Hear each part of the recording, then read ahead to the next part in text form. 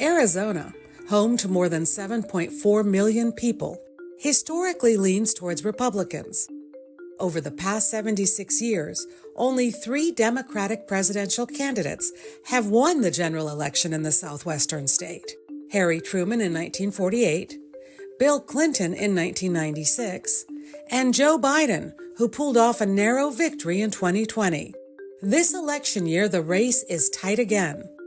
Former President Donald Trump, the Republican, and Vice President Kamala Harris, a Democrat, are battling it out for Arizona's 11 electoral votes. I think it kind of underscores kind of this independent nature of Arizona. We've it's a strongly unaffiliated, but also kind of libertarian. Libertarians believe liberty is the most important political value, which can be achieved by limiting government power. Predicting their vote becomes very challenging because how they vote in one election doesn't necessarily mean they're going to vote in the next election. And they're notoriously ticket splitters, right? So they vote differently.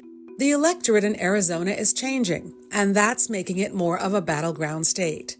Those changes include a growing Hispanic population, about 1/3 of the electorate, that is finally old enough to vote. For this election, those Gen Z voters, those under the age of 30, are now mirroring the population in general of Arizona, and that's occurring for the first time. There is definitely a trend among older Latino voters, perhaps, of not being distinctly or primarily Democrat.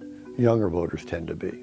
The other major change impacting voting patterns is the large number of people, particularly from California, moving to the state. According to U.S. Census figures, more than 74,000 people moved from California to Arizona between 2021 and 2022. They tend to be a more democratic or liberal vote that has kind of come in and permeate some of our, particularly our larger metropolitan areas. Larger metro areas like Maricopa County, home to the state capital of Phoenix and more than half of Arizona's population. Whoever wins Maricopa usually wins the state. It's that process where we have these big cities that are now coming to dominate state-level politics. In the case of Arizona, Maricopa County is now about 60% of the total state. And then you have Pima County, which is another about 12% or so. So you have 2 counties that really dominate most of Arizona politics.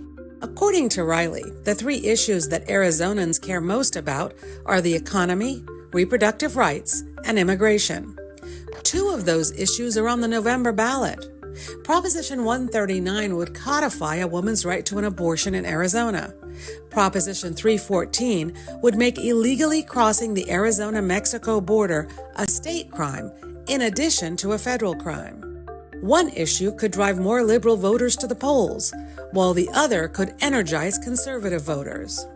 We might see some split ticking there, right? That they maybe feel strongly on immigration and the border issue and would vote for one candidate there, but also feel strongly about reproductive rights and vote differently there.